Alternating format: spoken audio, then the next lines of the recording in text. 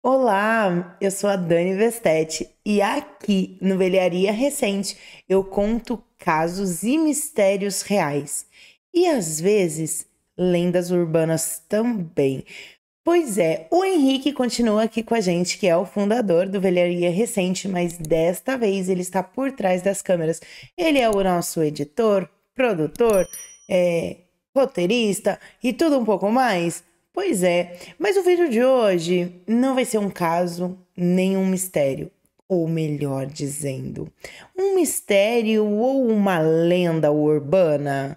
Sim, mas assim, para a gente equilibrar um pouco mais as energias pro, pro conto, pra lenda que eu vou trazer para vocês hoje, Henrique, diminuiu a luz. Tá um pouquinho mais tenebroso, não. Um pouquinho mais climatizado para o caso que eu vou contar hoje, a lenda. Porque, afinal de contas, existem muitas lendas e acontecimentos em torno do mundo inteiro. E aqui no Brasil não é diferente. Hoje eu vou contar uma dessas lendas para vocês, que é a lenda da Missa dos Mortos. Apesar dessa lenda ter vindo da Europa, existem casos aqui no Brasil também e que eles juram que elas são reais. Pessoas juram que essas lendas são reais.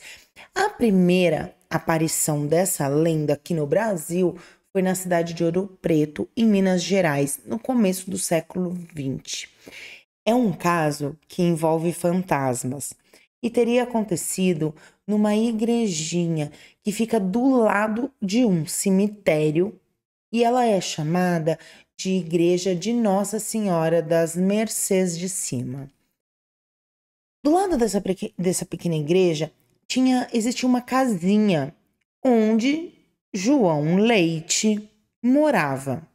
Além de morar ali, ele tomava conta dessa igrejinha, trabalhando como zelador e sacristão. Sacristão é aquela pessoa que é o responsável pela limpeza, ordem, pela guarda da igreja, além também de auxiliar na missa, auxiliar o sacerdote e os dos ofícios divinos. João era esta pessoa.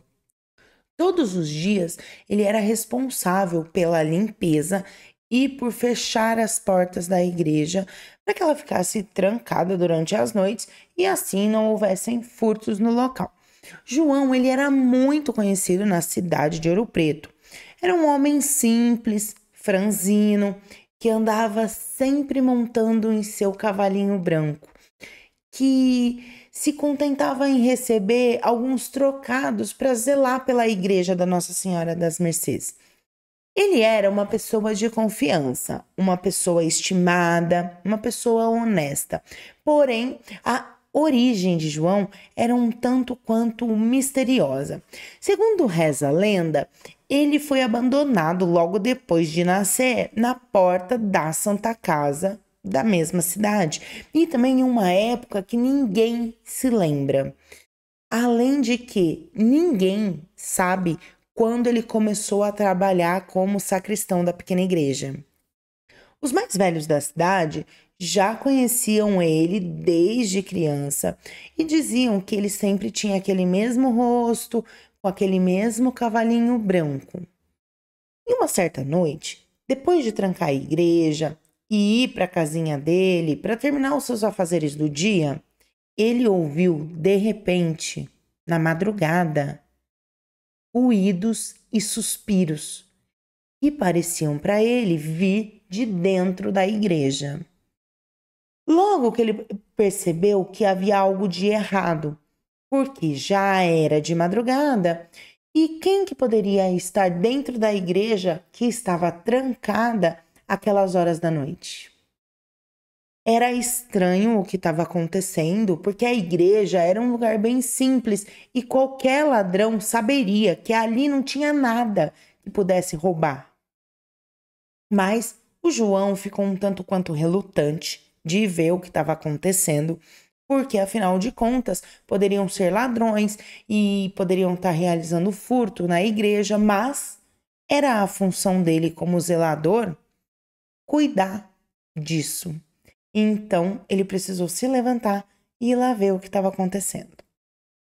Depois de caminhar alguns metros até chegar à igreja, ele se surpreendeu porque as portas da igreja estavam abertas e a igreja estava toda iluminada. Quando ele entrou na igreja, a portinha lateral que ficava do lado da igreja, ele entrou por essa portinha. Para quê? Para que ninguém visse ele chegando no local. Só que quando ele entrou pela portinha, ele se deparou com um padre se preparando para rezar a missa. E a igreja estava lotada de fiéis. Pois é. Lembrando que isso era de madrugada. O padre tinha uma aparência estranha para ele, porque a nuca do padre era lisa, branca. Não tinha pelo nenhum na nuca do padre. E ele não se lembrava de uma calvície tão completa assim no clero daquela cidade, de Ouro Preto. E o João conhecia muito bem todo o clero da cidade. Ele também percebeu que o lugar estava mais frio do que de costume, e todos os fiéis estavam usando a mesma roupa preta com capuz, e outros estavam vestindo o hábito da Irmandade de Mercês. Todos os fiéis estavam ajoelhados e de cabeça baixa, então não dava para o João ver o rosto dessas pessoas. O altar estava completamente arrumado, como se fosse ter uma missa. Os incensos estavam queimando, deixando aquele aroma de missa no ar, e o silêncio sepulcral. Pois é, quando João percebeu tudo isso, os pelos dos braços do João se arrepiaram. Ele sentiu um frio que percorreu o corpo dele todo. Nessa época em que aconteceu esse caso, era costumeiro o padre rezar a missa de costas para os fiéis. E toda a cerimônia era feita em latim. O padre, ao se virar e dizer a frase Dominus vobiscum, que significa o Senhor esteja convosco, João percebeu que o padre, na verdade, era uma caveira. Quando o padre disse a frase, os fiéis prontamente responderam Et cum spiritu tu, que significa e com vosso espírito. E então todos levantaram as suas cabeças. Quando eles olharam para o padre, o João se assustou ainda mais com a situação que ele estava vendo, porque uma situação que já era assustadora. Ele viu que todos aqueles fiéis não se passavam de caveiras, muitas caveiras.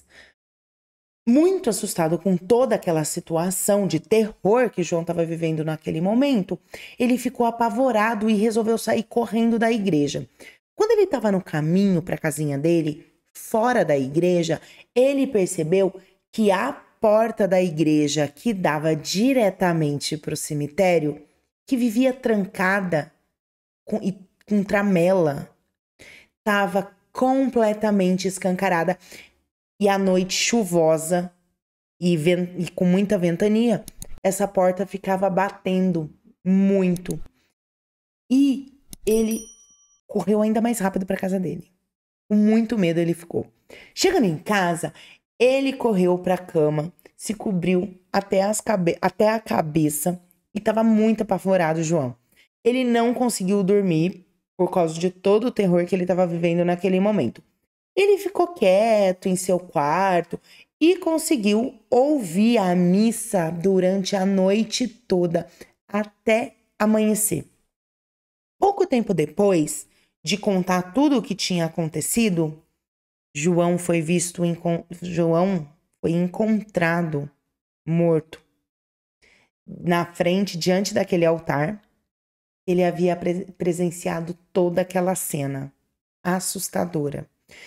Ele estava todo arrumado, de camisa, gravata, terno preto, direto para o caixão. A partir daí, ele irá frequentar a missa dos mortos, conforme reza a lenda. Esse fato foi relatado no jornal Estado de Minas, que era editado em Belo Horizonte na época, em 23 de outubro de 1949. E há quem diga que isso aconteceu com o João, foi um fato real.